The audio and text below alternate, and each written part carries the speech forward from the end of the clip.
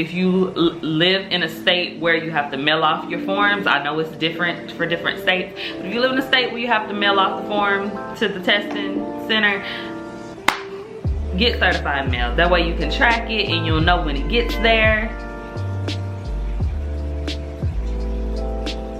I'm sorry, somebody just honked the horn out. Okay. What was I saying?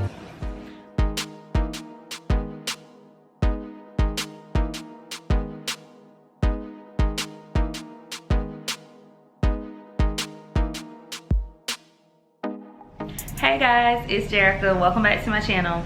In this video, I'm going to be talking about my experience in esthetician school. I get a lot of messages on my Instagram asking me about what school I went to and how their curriculum was and everything that they taught us. So I just wanted to give you guys a rundown in this video. So any other questions I get, I can just send you guys the link to this video and hopefully it answers all your questions. I got my notes open on my phone just because I wrote down everything so I wouldn't leave anything out.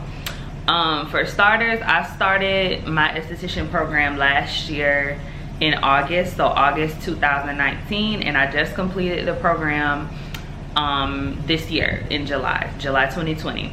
So my program was about 11 months. Of course, the happened, so around March was when we left campus and we were doing our work solely online. But from start to finish, it was 11 months from August 2019 to July 2020. Okay, for starters, I just want to talk about finding a school that's right for you. I'm in Georgia, and I'm in southeast Georgia, so I really didn't have too many options when it came to an esthetician program. There were a lot of cosmetology programs that I kept coming across, but not that many for aesthetics alone. So I just want to say, do your research, Google what schools are close to you, and make sure if there aren't any in your area, make sure that the commute is a decent distance that you wouldn't mind driving, because esthetician school it's a packed program. I would say especially in Georgia. I can't vouch for other states, but in Georgia, you're there. For us, we were 4 days out of the week. We were Monday through Thursday. I know some schools here in Georgia are Monday through Friday. So it'll be a lot of driving that you have to do if your school isn't in your city. So make sure you take that into consideration when choosing a school to go to. Also, when choosing a school, make sure that you research their curriculum. Make sure you know exactly what your program will entail, what classes that you're gonna have, what type of treatments they go in depth with, because I know from my school, well, okay, I'll get to that part later, but not every school teaches everything. Certain things like LED light therapy, microneedling, sugaring, stuff like that, not every school teaches you. So if any of those things are important to you, make sure that the school that you choose has those in their curriculum, and you don't have to pay extra to learn those things.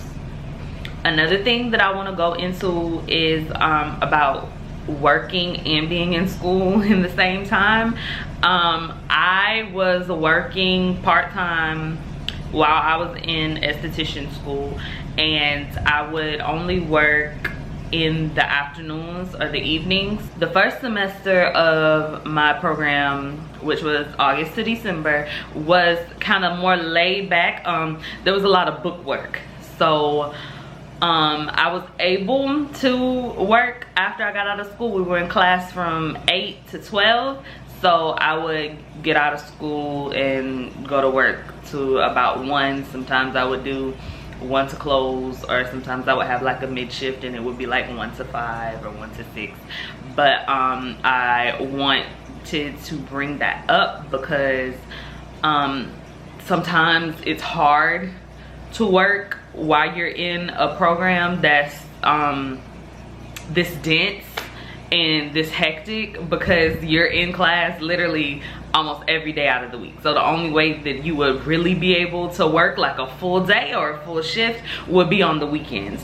And I know for some people, you know, having school all week, that can really burn you out and you might not even want to work on the weekends. So I wanted to bring that into consideration because it's not like a regular like university schedule where you can schedule your classes on Monday and Wednesday or Tuesday and Thursday, and then you have the other days of the week plus the weekend to work or relax and chill. It's not like that. It's like really set in stone. So they don't, you can't change it or alter the schedule really. So I wanted to bring that up just in case that you do have a job or you are working or you definitely need to work during your program while you're in school. I wanted you to take that into consideration, that you would have to tweak your hours at your job. Okay, I wanted to tell you guys about what type of like extra treatments that we learned at my school that maybe not all schools go into detail with.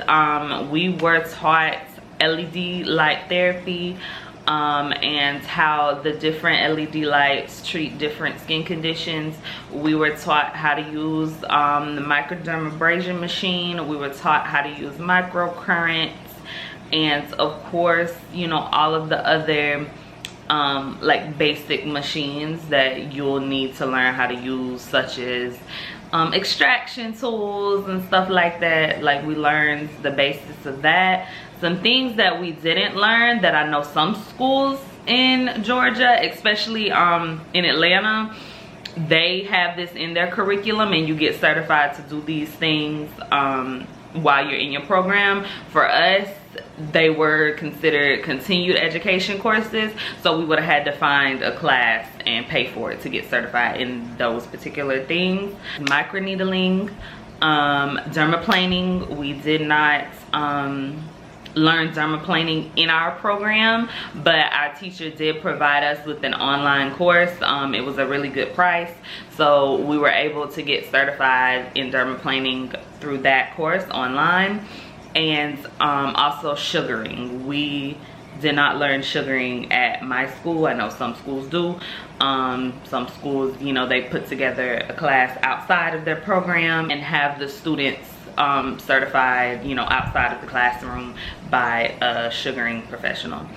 But we didn't have those at my school. So if anything like microneedling, sugaring, dermaplaning, if these are, you know, important to you and you definitely want to offer these services in the industry, I would definitely make sure that your school provides these for you. And if they don't, make sure that you're able to find a course that can certify you at a decent price, you know, in addition to the tuition that you'll already be paying from your school.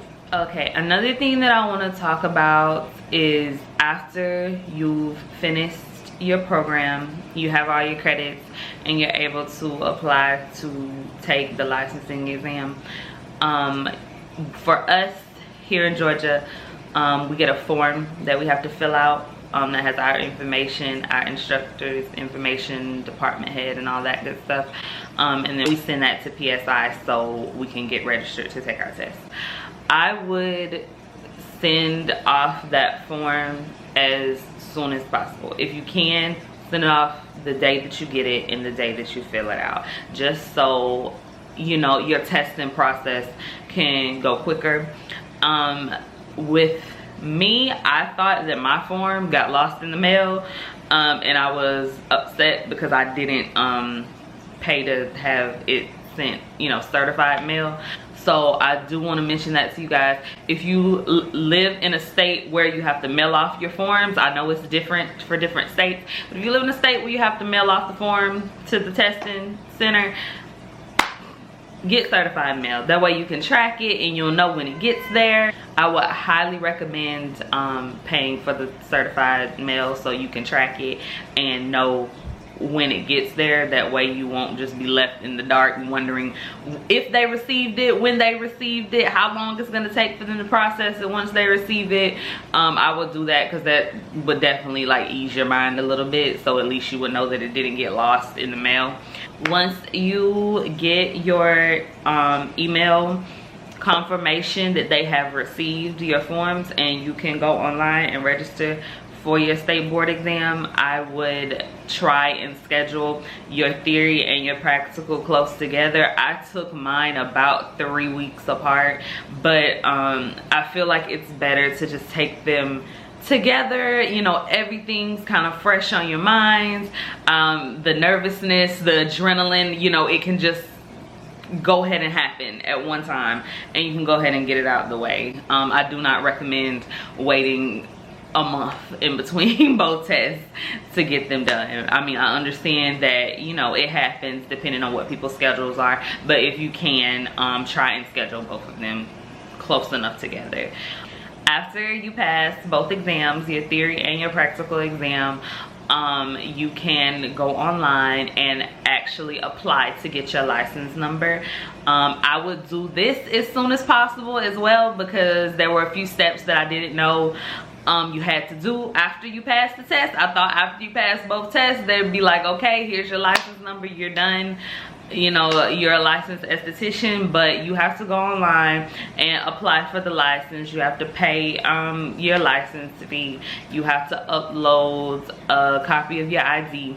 You have to get an affidavit and go get it notarized and then upload that just to verify that you are a citizen of either the United States or your state. I don't even remember what it said, but make sure that you plan to do this you know, directly after you pass both of your tests, because there is like a little waiting period where you upload your forms and then you just have to wait until they check them and approve them, and then they will issue you your license number. And that 2 weeks that I was waiting, I was just like literally checking online every 10 minutes. Like, did they approve it yet? Did they approve it yet? Did they approve it yet? And yeah, it's you're excited, but then you're also like, hurry up, because you've been in school, you know, for a whole year. You had to wait for them to get your form so you can even register to take the test. Then you had to wait to take the test, and now you still gotta wait for your license number. So my tip to everybody is just to make sure that you do this in a timely manner. That way, you know, getting your license number won't be a prolonged process. Just so when you get the forms, send them off. After you pass both tests, go get that form notarized, upload it, and then you're done and you can wait. But whenever you wait a few days or you wait till after the weekend, you know, that's just pushing your time back further and it's gonna stress you out. So just make sure you get all your paperwork done and upload it in a timely manner. Okay guys, so I hope this video helped you guys out and answered, you know, a few of your questions about, you know, esthetician school and the process, and the process of actually getting your license after you finish school. I want to do a video about the different careers that you can get into within esthetician license, because I feel like, you know, a lot of people don't know. There are a lot of different career paths you can take with an aesthetic license, and I want to do a video in the future just mentioning a few of those and talking about them. If you guys are interested in that video, leave me a comment down below and give this video a thumbs up, and I will definitely make that video for you. Like I said before, I hope this video helped you and answered any questions that you might have. Make sure to give me a thumbs up if you enjoyed this video. Leave me a comment down below and subscribe to my channel if you haven't subscribed already, and I will see you guys in the next one.